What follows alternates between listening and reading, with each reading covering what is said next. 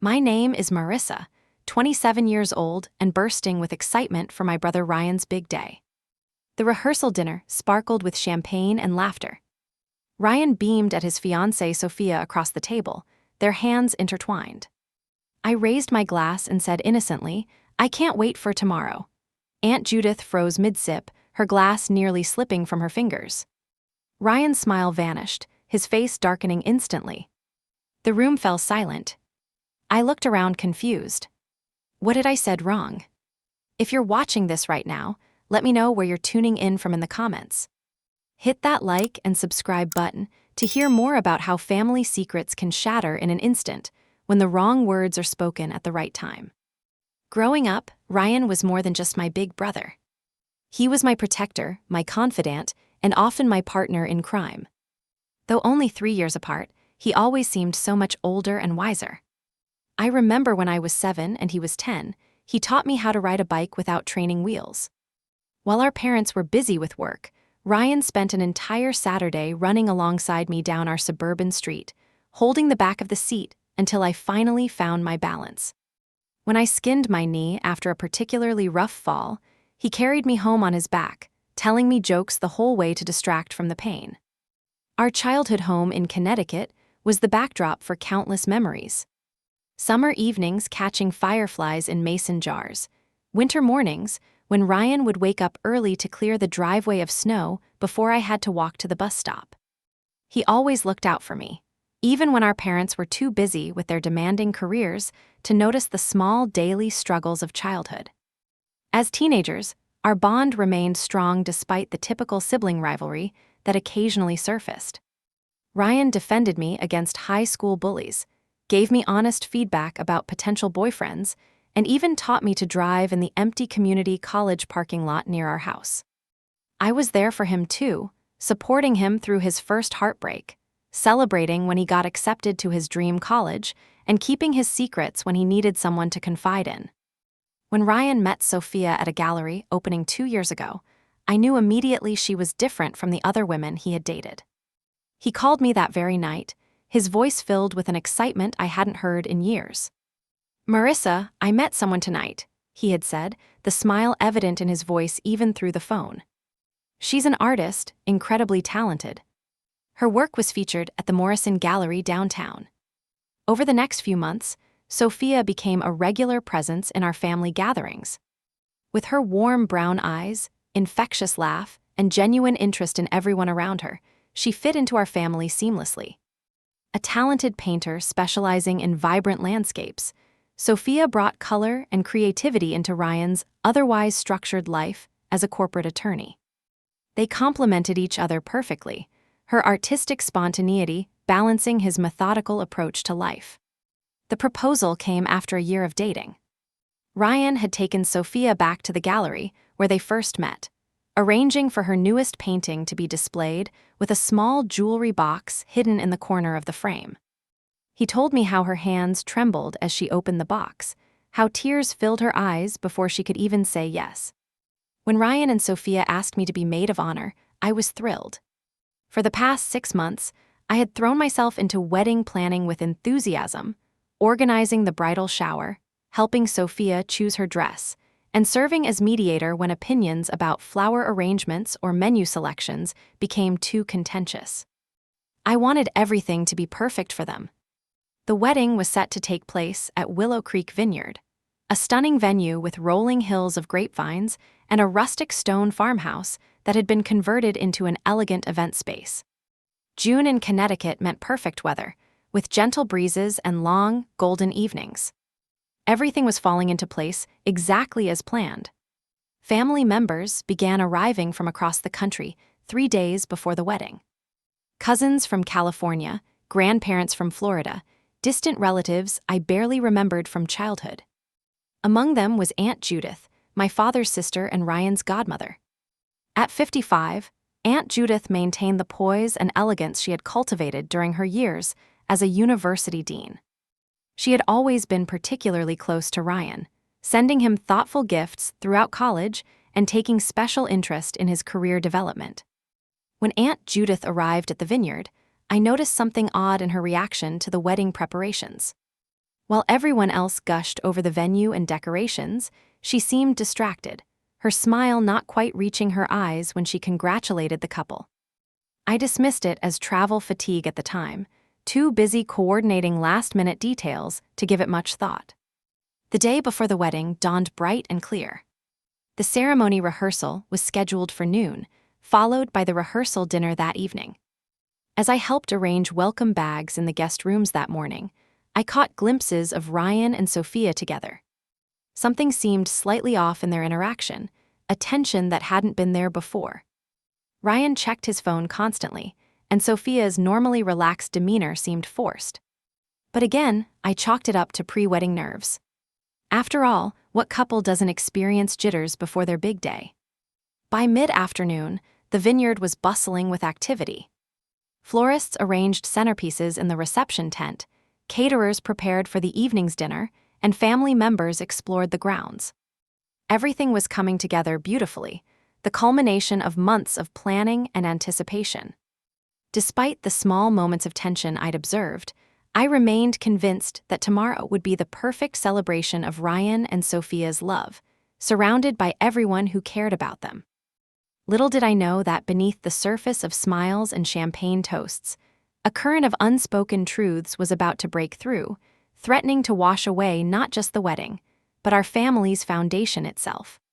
The rehearsal itself went smoothly, everyone moving through their positions with minimal confusion. I stood proudly at the front of the rustic stone chapel, watching as Sophia practiced her walk down the aisle, her face glowing with happiness despite the absence of her actual wedding gown. The wedding coordinator, a brisk woman named Patricia, directed everyone with military precision, ensuring that even the flower girl, my 5-year-old cousin Emma, understood exactly where to stand and when to scatter her rose petals. After the rehearsal, there was a 2-hour break before the dinner, giving everyone time to rest and change clothes. It was during this lull that I noticed the first real signs that something wasn't right. Sophia's parents had flown in from Arizona the previous evening. This was their first time meeting most of Ryan's extended family, though they had met our parents several times over the past 2 years.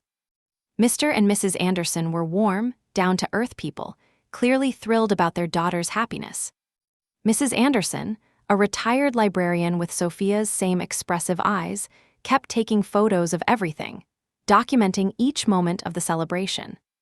Mr. Anderson, tall and soft-spoken, seemed content to follow his wife's lead, offering thoughtful observations when prompted. I was heading back to my room to change when I passed the small courtyard outside the venue's main building. Aunt Judith and Ryan stood partially concealed behind a large potted olive tree, engaged in what appeared to be an intense conversation. Their voices were hushed but urgent, their body language tense. "She deserves to know, Ryan," I heard Aunt Judith say, her normally composed voice trembling slightly. "Before you stand up there and make those vows." "It's not your place," Ryan replied, his tone sharper than I had ever heard him use with our aunt. "I know what I'm doing." "Do you?" "Because tomorrow of all days." Aunt Judith stopped abruptly, noticing my presence at the edge of the courtyard. Ryan turned, his face immediately transforming into a casual smile that didn't reach his eyes. "Hey, Marissa. Just getting some last-minute advice from Aunt Judith." I nodded, pretending I hadn't overheard anything unusual. "Everything okay?" "Of course," Aunt Judith said, straightening her linen blazer. "Just pre-wedding jitters. Nothing to worry about." I wanted to press further, but Ryan quickly changed the subject, asking if I had seen his cufflinks among the items we'd brought to the venue. The moment to inquire passed, but the snippet of conversation lingered in my mind as I continued to my room. Later, as guests began gathering for the rehearsal dinner in the vineyard's stone-walled restaurant, I noticed that Ryan was avoiding me, unusual for my normally attentive brother. Whenever I approached a group he was chatting with, he would find an excuse to move elsewhere. Sophia, meanwhile, seemed distracted, checking her phone repeatedly and responding to questions with slight delays, as if her mind was elsewhere. The restaurant had been transformed for the occasion, with long tables arranged in a U shape and decorated with wildflowers and candles. Small twinkling lights had been strung across the wooden beams overhead, creating a magical, intimate atmosphere. Under different circumstances, I would have been completely captivated by the beauty of it all. I watched as Aunt Judith pulled my father aside near the bar, their heads closed together in serious conversation. My father's expression changed from confused to concerned as she spoke, and he glanced over at Ryan several times during their exchange. When they rejoined the group, my father seemed preoccupied, his usual jovial pre-dinner mood subdued. Dinner itself was a masterpiece of local cuisine, featuring wines from the vineyard paired with each course. The first toast of the evening came from Ryan's best friend since college, Daniel. To Ryan and Sophia, Daniel said, raising his glass, "May your marriage be built on truth, trust, and the fresh start you both deserve.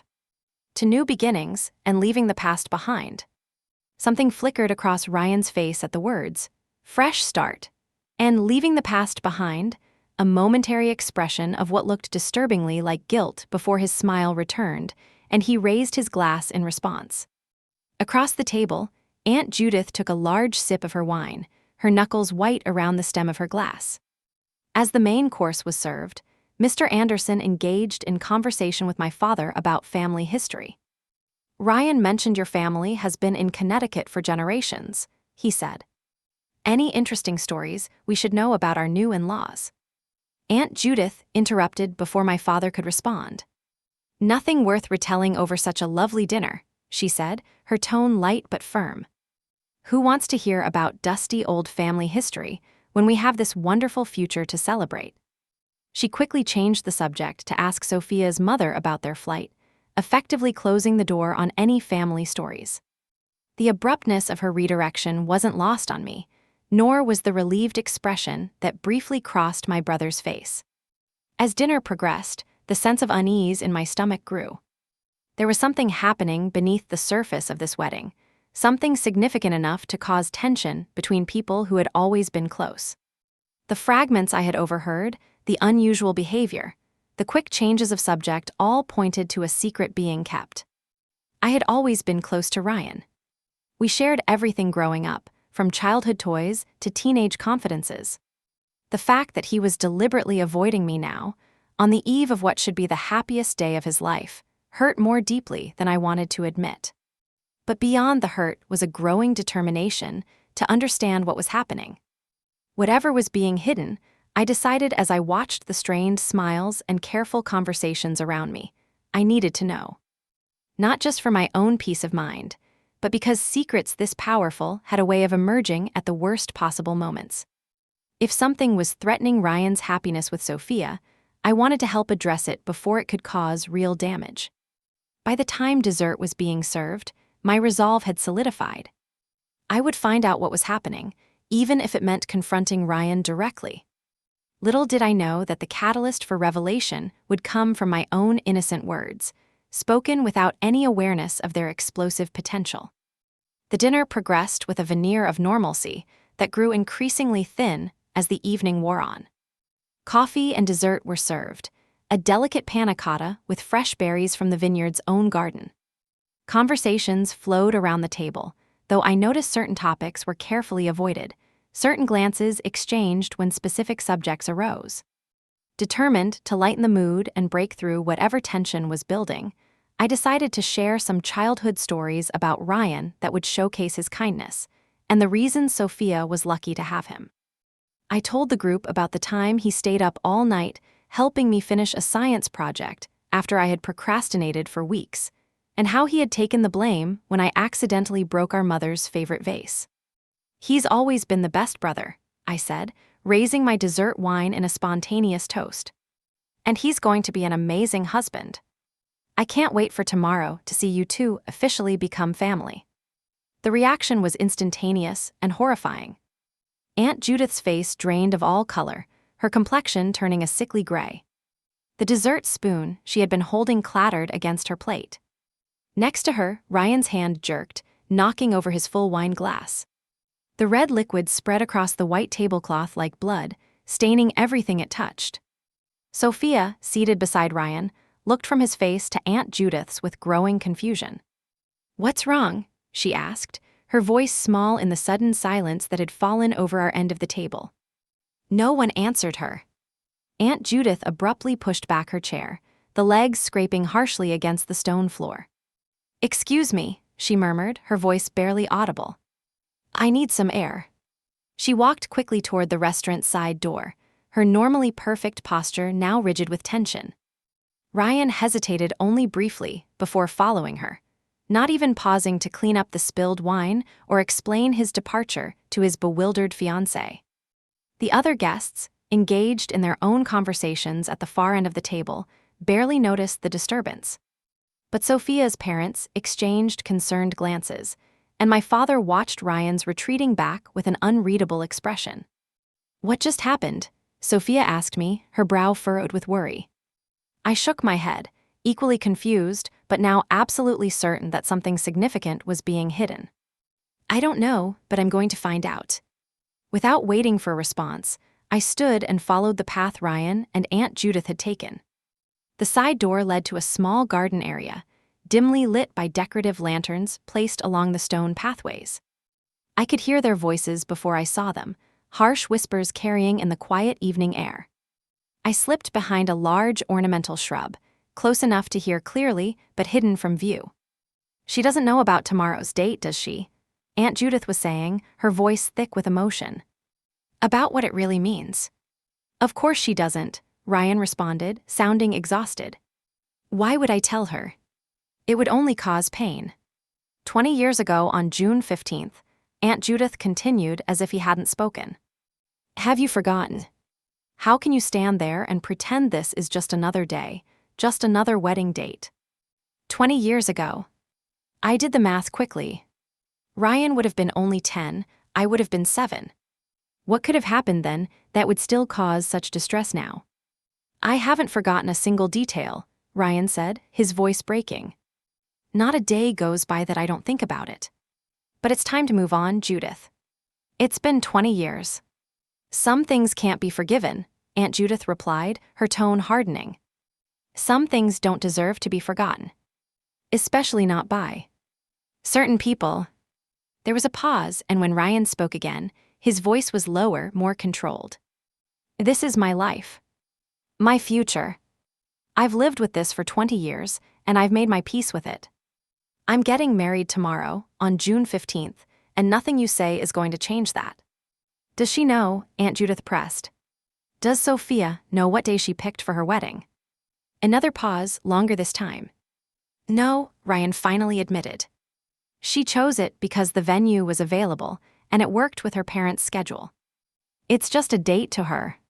"Just a date," Aunt Judith repeated, her voice hollow.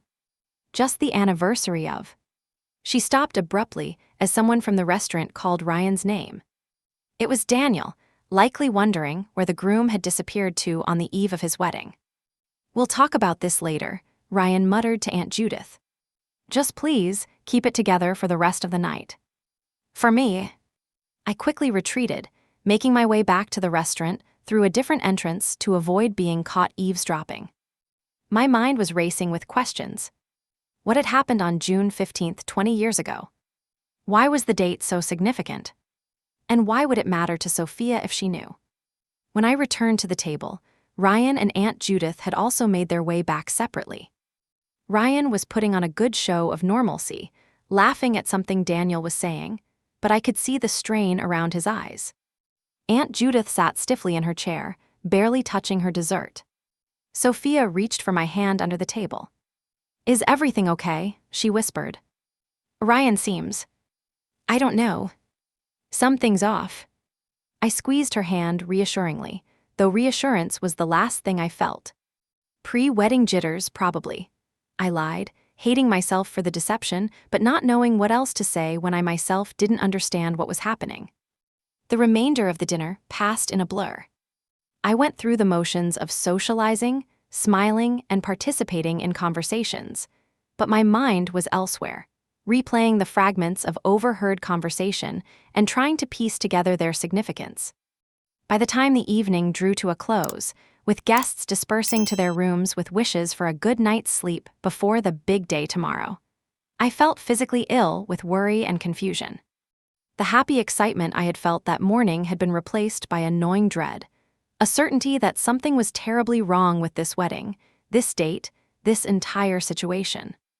As I hugged Sophia goodnight outside her bridal suite, where tradition dictated she would sleep separately from Ryan on their last night as an unmarried couple, I searched her face for any sign that she was keeping secrets too. But all I saw was tired happiness and a touch of nervous anticipation, the expected emotions of any bride on the eve of her wedding. Ryan avoided a private goodbye, merely waving to me from across the lobby as he headed toward his own room. The brother who had once shared everything with me couldn't even meet my eyes now. I returned to my room alone, but I knew sleep would be impossible. There was a mystery here that needed solving, a truth that needed uncovering. And I had less than 12 hours before wedding bells would ring to figure it out. Sleep eluded me completely that night. I lay in the unfamiliar bed of my vineyard suite, staring at the ceiling while my mind raced through possibilities. What could possibly have happened 20 years ago that would still cause such intense reactions today? And why would the date matter so much to Sophia specifically? Around 1 a.m, I gave up on sleep entirely. Sitting cross-legged on the bed, I pulled out my phone and began scrolling through the family photos I had saved over the years. Many were older pictures I had scanned to preserve, photographs from our childhood that might give some clue about events from 20 years ago. There were the usual family vacation snapshots, holiday gatherings, school performances. Ryan at 10 looked carefree and innocent in most of them, his toothy grin and tousled hair giving no indication of some terrible secret. I found a few photos dated around that time period showing Ryan with a cast on his arm, but that hardly seemed significant enough to cause the reaction I had witnessed at dinner. Frustrated, I texted my cousin Ellie, who was 3 years older than Ryan and might remember something I was too young to recall. Even though it was the middle of the night, she responded almost immediately. "Why are you asking about stuff from back then? Especially the accident." The accident. This was the first I had heard of any accident beyond Ryan's broken arm, which I had always believed happened during a soccer game. "What accident?" I texted back. There was a long pause before Ellie's response came through. "If no one told you, maybe there's a reason. Ask your parents." "Not my place." She didn't respond to any of my follow-up texts, leaving me even more confused and concerned than before. Unable to sit still any longer, I decided to take action. Our family had brought several storage boxes of old photo albums and memorabilia to display at the reception. A journey through the years for both Ryan and Sophia that had been my mother's idea. Those boxes were being stored in a small room off the main hall until tomorrow's setup. If answers existed, they might be found there. The vineyard was eerily quiet as I made my way through the dimly lit corridors in my pajamas and robe. A single night attendant dozed at the front desk, not even stirring as I passed by. The storage room was unlocked, and I slipped inside, using my phone's flashlight to navigate between stacked boxes and leaning poster boards. The family history boxes were labeled in my mother's neat handwriting. I started with the one marked 1990s-2000s, which would cover the time period I was interested in. Inside were photo albums, school reports, newspaper clippings my mother had saved of various community events. I paged through them carefully, looking for anything that might shed light on what happened 20 years ago. In a manila envelope tucked between two albums, I found it. A newspaper clipping, yellowed with age, with a headline that made my blood run cold. "Local teen killed in hit-and-run tragedy." The article, dated June 16, 20 years ago, described how a 17-year-old girl had been struck by a vehicle while walking home from a friend's house the previous evening, June 15th. The driver had fled the scene, and the girl had died from her injuries before paramedics arrived. Police were investigating, but had few leads. What grabbed my attention, made my heart pound painfully in my chest, was the victim's photo. Though much younger, there was something hauntingly familiar about her features, something that reminded me of. No, it couldn't be. With trembling fingers, I read the caption beneath the photo. Amanda Anderson, 17, was an honors student and talented artist. Anderson. Sophia's last name was Anderson. I checked the article again, scanning for more details. Amanda had lived with her parents and younger sister in the same Connecticut town where we had grown up. The younger sister wasn't named in the article, but she would have been around 7 at the time, the same age as Sophia would have been 20 years ago. The terrible truth began to take shape in my mind, a truth too awful to fully comprehend. Could it be possible that Ryan was somehow involved in the death of Sophia's sister? That tomorrow's wedding date was the anniversary of this tragedy. But if that were true, how could Sophia not know? Or did she know, and that's what the tension had been about? Digging deeper into the box, I found a small leather-bound book tucked inside an old purse I recognized as belonging to Aunt Judith. It appeared to be a diary, with dated entries written in her precise handwriting. I knew it was wrong to read someone's private thoughts, but the need to understand what was happening overrode my usual respect for privacy. I flipped through until I found entries from 20 years ago, my hands now shaking so badly I could barely turn the pages. The entry for June 16th began with words that confirmed my worst fears. It had happened. The thing I've dreaded since the moment Ryan came home last night, clothes torn, eyes wild with fear. My beloved godson, just a boy really, responsible for taking another child's life through carelessness and panic. The diary entry went on to detail how Ryan, then just 10 years old, had taken his father's car keys without permission, wanting to see if he could drive around the block. He had convinced my father's friend, a police officer, to teach him the basics of driving during a family barbecue weeks earlier, and thought he knew enough to try it himself. In the darkness, on a poorly lit residential street, he had struck 17-year-old Amanda Anderson. Panicked, he had driven home and hidden the car, telling no one what happened.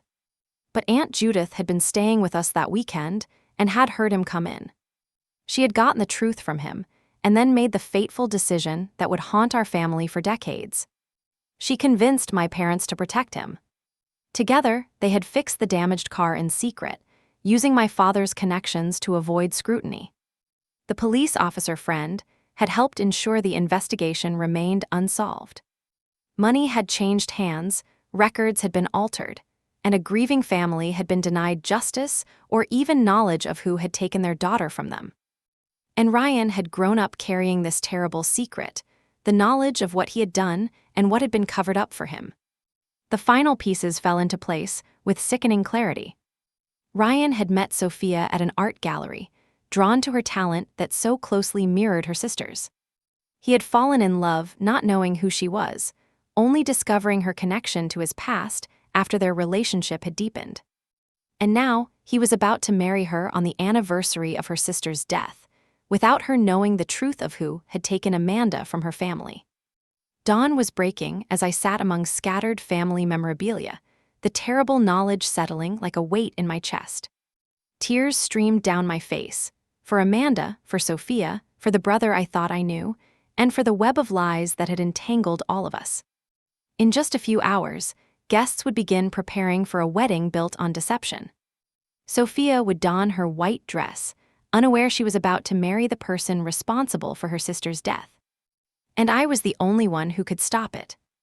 The question was, did I have the courage to shatter my family to pieces in the name of truth? Morning arrived with the cheerful obliviousness of perfect June weather. Sunlight streamed through the vineyard windows, birds sang in the nearby trees, and the venue staff bustled about with final preparations. It all seemed cruelly at odds with the turmoil inside me. I had returned to my room before anyone discovered my nighttime investigation, hiding the diary and newspaper clipping in my overnight bag. I showered and dressed mechanically, my mind still processing the horrific truth I had uncovered. The maid of honor dress hanging in my closet, a soft blue silk that Sophia had chosen to bring out my eyes, now seemed like a mockery. By 8:30, the wedding day machine was in full motion. Hairstylists and makeup artists arrived for the bridal party. Florists delivered bouquets and boutonnieres. The photography team scouted locations around the property for the perfect shots. Through it all, I moved like a ghost, smiling when appropriate, answering questions when asked, but completely detached from the proceedings. I needed to talk to Ryan alone, away from the swirl of activity and watchful eyes. My opportunity came around 10, when he stepped out of the groom's suite to take a phone call. I followed him to a quiet alcove near the garden entrance. "We need to talk," I said, my voice surprisingly steady despite the chaos of emotions inside me. Ryan looked tired, dark circles under his eyes, suggesting he had slept as poorly as I had. "Can it wait, Marissa? I'm kind of busy getting married today." "No, it can't wait." I pulled the newspaper clipping from my pocket and held it up. "Not when you're marrying the sister of the girl you killed 20 years ago." His face went completely white. For a moment, I thought he might pass out or be sick right there on the polished floor. He grabbed my arm, fingers digging in painfully, and pulled me into a nearby empty conference room, shutting the door firmly behind us. "Where did you get that?" he demanded, voice hoarse. "It doesn't matter. What matters is that I know everything, Ryan. About the accident, about Amanda Anderson, about the cover-up. How could you do this? How could you plan to marry Sophia without telling her the truth?" Ryan collapsed into one of the conference chairs, his body suddenly seeming much older than his 30 years. The carefully maintained facade crumbled, and I saw my brother truly for perhaps the first time in 20 years, carrying a burden I couldn't imagine. "It was an accident," he began, his voice barely above a whisper. "I was just a stupid kid who thought it would be cool to drive. Dad had been teaching me to back the car out of the garage, and I thought I could handle it." As he spoke, I could visualize the scene. 10-year-old Ryan, excited and nervous, sneaking out with the car keys while our parents were distracted with dinner guests. The family sedan moving slowly down the street as he struggled to control it. The darkness, the sudden appearance of a pedestrian, the terrible impact. "I panicked," Ryan continued, tears now flowing freely down his face. "I just wanted to go home, to pretend it hadn't happened. When Aunt Judith found me hiding in my room, clothes dirty, crying, she got the truth out of me. She told me not to tell anyone else, that she would handle it. And she did," I said flatly. "She convinced Mom and Dad to cover it up. To let Amanda's family suffer without closure." Ryan nodded miserably. "They said I was too young, that it would destroy my life to go through the system. Dad's friend on the police force helped make evidence disappear. There was money involved too, payoffs to keep the investigation from looking too closely at us. And you've lived with this for 20 years, I said, trying to comprehend the weight of such a secret. But Ryan, how could you not tell Sophia? She deserves to know who she's marrying." "I didn't know who she was when we met," he exclaimed, a flash of defensiveness breaking through his remorse. The connection to the gallery, her talent as an artist. It was like fate brought us together. I fell in love with her completely before I even knew her last name. And when I finally met her parents at dinner 6 months into our relationship, I recognized them immediately. "So you've known for over a year who she is," I pressed. "And you still didn't tell her?" "I was going to break it off," Ryan said. "I tried several times. But I couldn't bear to lose her. And then I convinced myself that maybe this was a chance for redemption, that I could spend my life making her happy to somehow balance what I took from her family." "And the wedding date? June 15th. Was that your sick idea of closure?" Ryan shook his head vehemently. "No. Sophia chose the date. The venue only had 2 summer Saturdays available, and this one worked better with her parents' schedule. When she suggested it, I nearly had a heart attack, but I couldn't object without explaining why. I told myself it was another sign that maybe by creating a happy memory on this date, some kind of cosmic balance would be restored.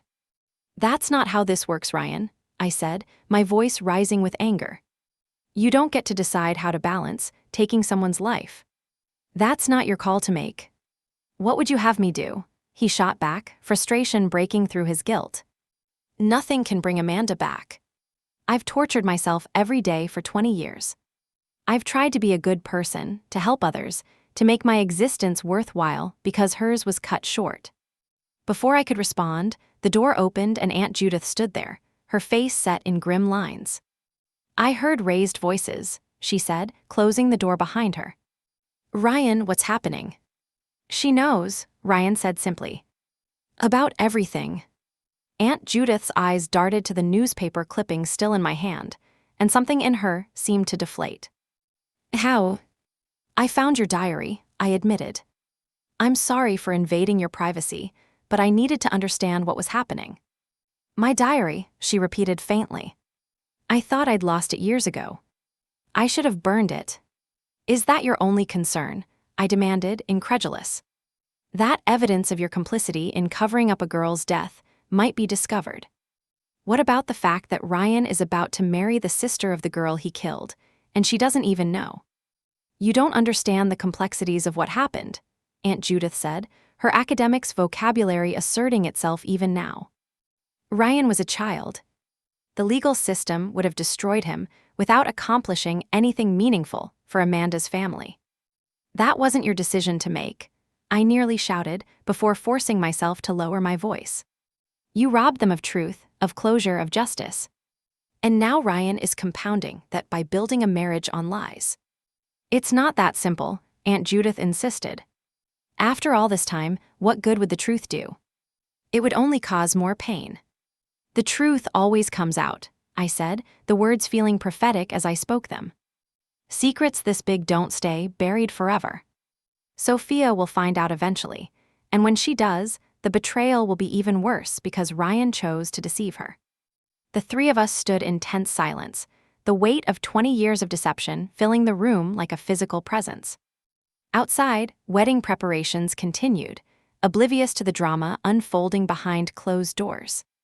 "She deserves to know before she says I do," I finally said. "If you have any respect for her at all, Ryan, you'll tell her now. Not after the wedding, not on your honeymoon, not years from now when it's the right time. There is no right time for this, but the least wrong time is before she legally binds herself to you." Ryan looked at me, then at Aunt Judith, clearly torn between the path of continued deception and the terrifying prospect of honesty. "If you don't tell her," I said, my voice steady and determined, "I will." "You would do that?" Aunt Judith asked, shock evident in her tone. "You would destroy your brother's happiness. The family reputation." "This isn't about happiness or reputation," I replied. "This is about giving Sophia the dignity of making an informed choice about who she marries. She lost her sister. She has the right to know who is responsible." Ryan stood up slowly, his shoulders squared with resolution though his eyes were red from tears. "You're right," he said quietly. "I'll tell her. Right now, before anything else happens." Aunt Judith reached for his arm. "Ryan, think about this. There must be another way." He gently removed her hand. "No, Judith. Marissa is right. I've hidden from this for 20 years. It's time to face the consequences, whatever they may be." As he moved toward the door, the wedding planner's voice echoed down the hallway, announcing that it was 30 minutes until the photographer wanted the first look photos. Time was running out. The moment of truth had arrived, literally and figuratively, and none of us could predict what would happen when the last secret was finally revealed. Ryan requested a private meeting with Sophia in the bridal suite, a breach of wedding tradition that raised eyebrows among the bridesmaids and wedding planner. I stayed nearby, positioned in the hallway outside the suite's closed door, not to eavesdrop, but to provide support for whatever aftermath would follow. Minutes after Ryan entered, I heard Sophia's voice rise in confusion, then disbelief. The murmur of Ryan's explanation continued, his tone pleading but resigned. Then came the sound I had been dreading. Sophia's anguished cry, a sound of pure heartbreak that cut through the wooden door as if it weren't there at all. The bridesmaids, gathered in a nearby sitting area, looked up in alarm. Sophia's mother, who had been arranging her daughter's veil in another room, came hurrying down the corridor. "What's happening?" she demanded, her eyes wide with concern. "What was that sound?" Before I could formulate a response, the bridal suite door flew open. Sophia stood there, still in her robe, her carefully styled hair and professional makeup a jarring contrast to her devastated expression. Mascara streaked down her cheeks, her body trembling visibly. "Is it true?" she asked me, her voice breaking on each word. "Did you know about this too?" "I just found out last night," I said, stepping toward her with outstretched hands. "I made Ryan tell you right away." "I swear, Sophia, I didn't know until now." Her mother pushed past me, going to Sophia's side. "Honey, what's wrong?" "What's happened?" Ryan appeared in the doorway behind Sophia, his face ashen. "Mrs. Anderson, I need to speak with you and your husband." "Please." "Not now, young man," she said sharply, putting a protective arm around her daughter. "Something's clearly upset Sophia, and the ceremony is in less than 2 hours." "There isn't going to be a ceremony," Sophia said, the words hollow and final. "The wedding is off." Her mother's shock was immediate. "What?" "But everything is ready, the guests are arriving, what could possibly?"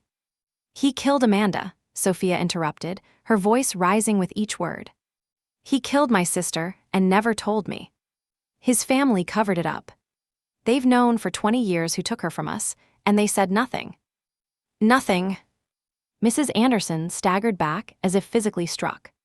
Her hand flew to her mouth, her eyes darting between her daughter and Ryan in horrified disbelief.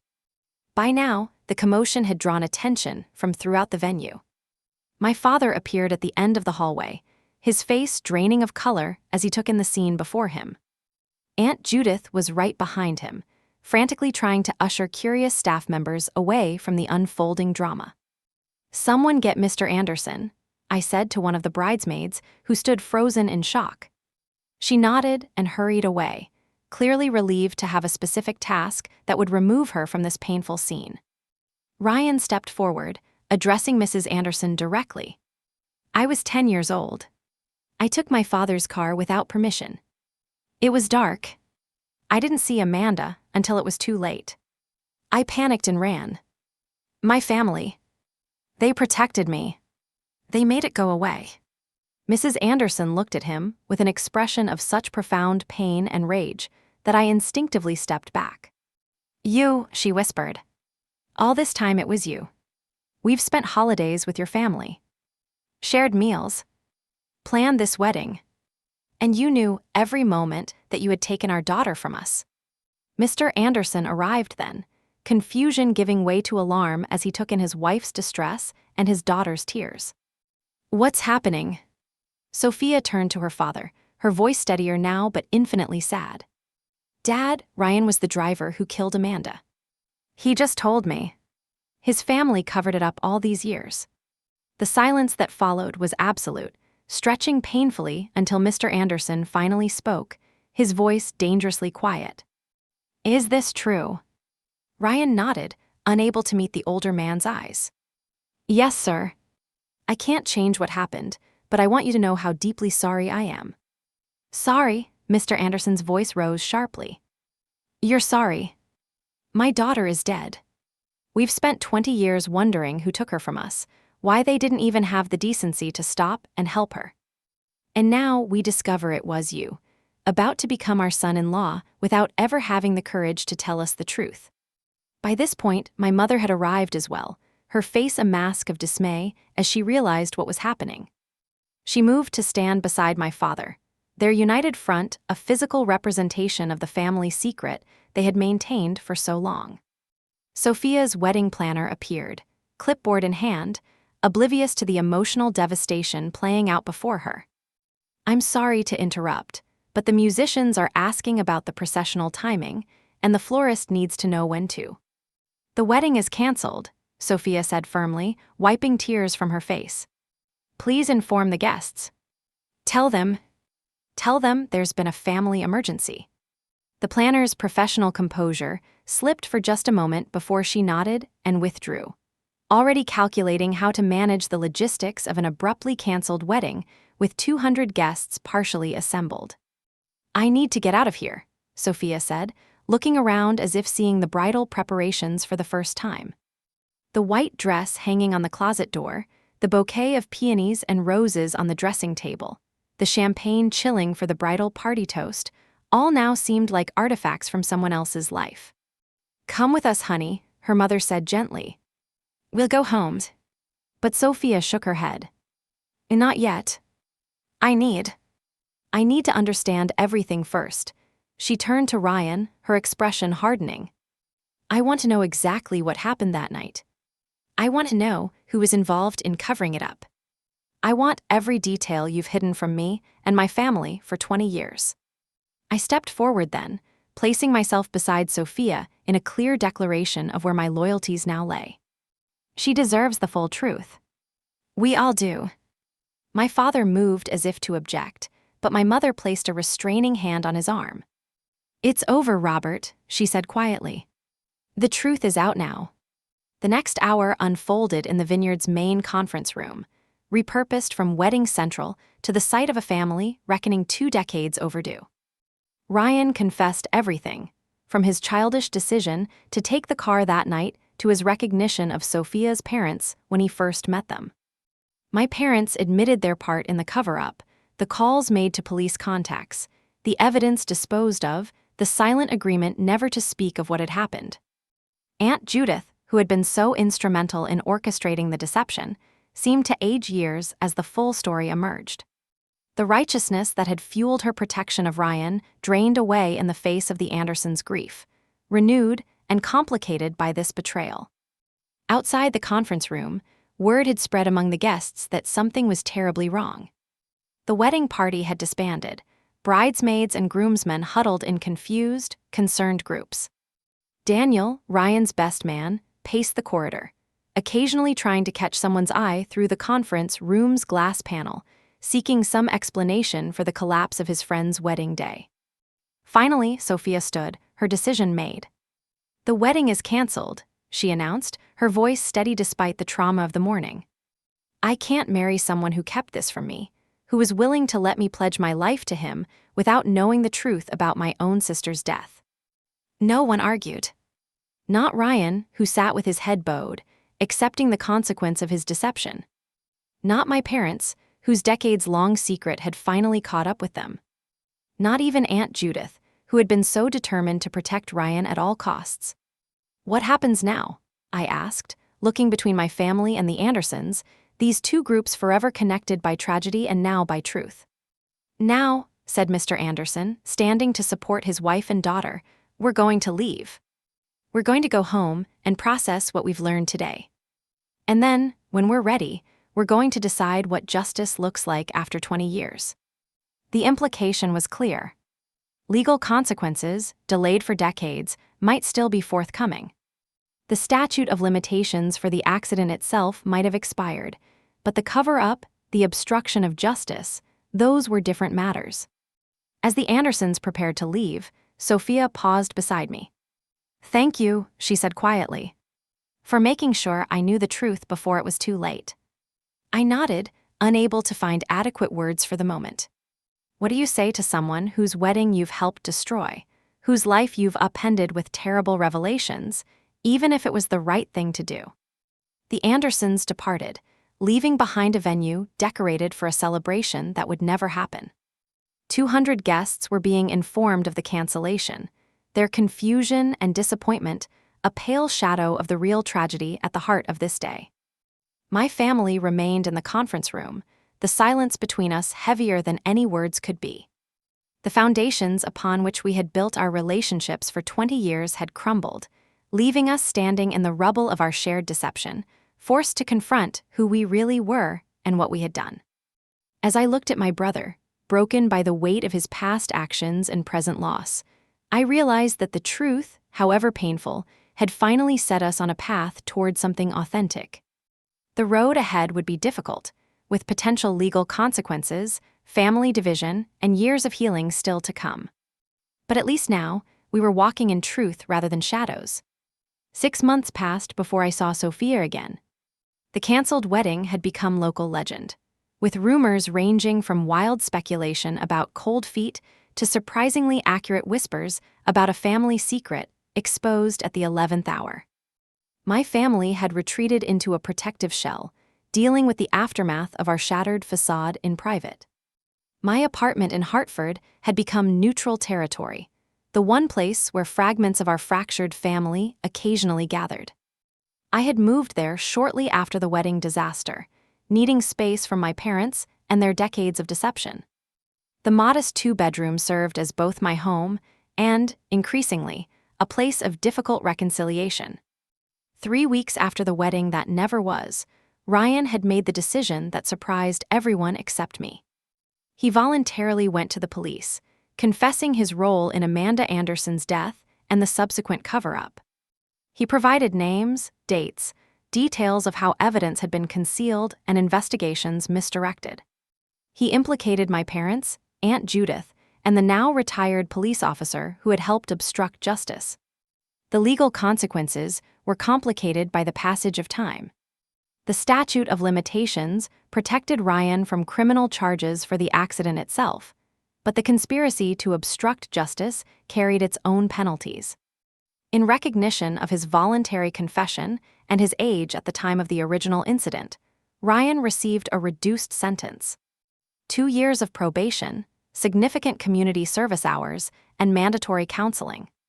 My parents faced their own legal battles, ultimately avoiding jail time but suffering profound professional and social consequences. My father's law practice dissolved as clients distanced themselves from the scandal. My mother resigned from her position on the hospital board before she could be asked to leave. Aunt Judith's reputation in academic circles, built over decades of careful image management, crumbled under the weight of her complicity.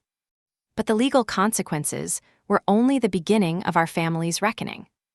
The moral and emotional aftermath proved far more complex and painful. On a crisp December afternoon, my doorbell rang unexpectedly. When I opened it, Sophia stood there, snowflakes melting in her dark hair. She looked different, thinner perhaps, with new lines around her eyes that hadn't been there on what should have been her wedding day. "Can I come in?" she asked simply. I stepped aside, too surprised to immediately find words. She entered, removing her coat and gloves with deliberate movements that suggested she was buying time before having to speak again. "I've been talking with Ryan," she finally said, accepting the cup of tea I offered. "Not directly, through a therapist. A kind of mediated conversation." "I didn't know," I admitted, sitting across from her at my small kitchen table. "He doesn't tell me much these days." "He's doing better," Sophia said, studying the steam rising from her cup. "The counseling seems to be helping. He's started working with a victim advocacy group, sharing his story." I nodded, having heard fragments of this from my mother during our increasingly infrequent phone calls. "Are your parents okay with this?" "Communication. They're trying to understand," she replied. "It's been hard. 20 years of wondering who took Amanda from us, then discovering it was someone we had welcomed into our family. That's not something you process overnight." "I can't imagine," I said quietly. "I'm so sorry, Sophia. For all of it." She looked up, meeting my eyes directly. "That's partly why I'm here. I wanted to thank you, Marissa. You could have stayed silent, protected your family. But you made sure I knew the truth before I married Ryan. That took courage." "It was the right thing to do," I said, though the words felt inadequate. "I just wish I had discovered the truth sooner, before things went so far." We talked for hours that afternoon about Amanda, about Ryan, about the complex web of decisions and consequences that had brought us all to this point. Sophia shared stories of her sister that she had never felt comfortable telling Ryan, the childhood memories suddenly more precious now that she understood exactly how and why they had ended. That meeting became the first of many. My apartment gradually transformed into a kind of unofficial reconciliation space, neutral ground where painful truths could be acknowledged and processed. Sometimes Ryan would come when Sophia wasn't there. Sometimes Aunt Judith would visit, her former authority replaced by a new, fragile humility as she worked to make amends for her role in the deception. Even Sophia's parents eventually came, 6 months after the canceled wedding, ready if not to forgive, at least to hear the full story directly from those involved. It was the hardest meeting yet, watching my parents face the people whose suffering they had prolonged through their silence. There were tears, recriminations, moments when it seemed the gulf between our families could never be bridged. But slowly, painfully, something like healing began to emerge from the wreckage of secrets and lies. Ryan used his legal training to establish a foundation in Amanda's name, providing art scholarships to underprivileged youth. The annual award ceremony, held each year on a date carefully chosen to avoid painful associations, became a way to honor her memory while creating something positive from tragedy. The venue where the wedding was to have taken place, Willow Creek Vineyard, underwent its own transformation. The owner, moved by the story once it became public, offered to convert a section of the grounds into a contemplation garden, a place where visitors could reflect on the importance of truth and reconciliation. Ryan contributed to the design, though he never visited once it was completed. My relationship with my brother changed too, deepening in some ways even as it became more complicated. The carefree closeness of our childhood was gone forever, but in its place grew something more honest, more real. We had seen the worst in each other and in our family, yet chosen to remain connected, to rebuild on a foundation of truth rather than comfortable deception. As for me, I found my own way forward in the aftermath. The experience had changed me, made me both more skeptical and more compassionate. I became involved in restorative justice programs, helping families affected by similar tragedies find paths to healing that the traditional legal system couldn't provide. 1 year after the wedding that never happened, our unlikely group gathered in my apartment for a simple dinner. Ryan and Sophia sat at opposite ends of the table, their interaction civil if not warm. My parents and the Andersons maintained a careful distance, the wounds still too fresh for casual familiarity. Aunt Judith arrived last, bringing dessert as a peace offering that was accepted with quiet grace. As I looked around the table at these people bound together by tragedy and truth, I realized that this was what real family looked like. Imperfect, sometimes broken, but choosing connection even through pain. The facade of perfection my parents had tried to maintain for 20 years had crumbled, but something more authentic had emerged from the ruins. None of us were the same people we had been before that fateful rehearsal dinner, when an innocent comment had shattered decades of silence. We carried scars from the experience, but also wisdom, a hard-won understanding that secrets kept to avoid pain ultimately create far greater suffering in the end. "I've learned," Ryan said during a quiet moment that evening, "that silence doesn't protect us. It just delays the inevitable and makes the reckoning worse when it finally comes." Sophia nodded, adding softly, "And justice delayed isn't always justice denied. Sometimes it just takes a different form than we expect." As our unlikely gathering came to an end that night, I wondered what lessons others might take from our family's journey. How many secrets lie buried in other families, ticking like bombs waiting to explode at the worst possible moment? How much pain could be avoided if we found the courage to speak difficult truths before they festered into something unmanageable? What would you do if you discovered a terrible secret in your own family? Would you have the courage to bring it to light, even knowing the pain it would cause? Or would you keep silent, hoping the past would stay buried? Let me know your thoughts in the comments below.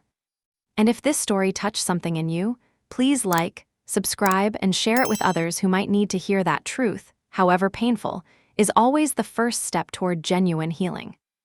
Thank you for listening to my family's story. May it help you find the courage to face your own truths with honesty and compassion.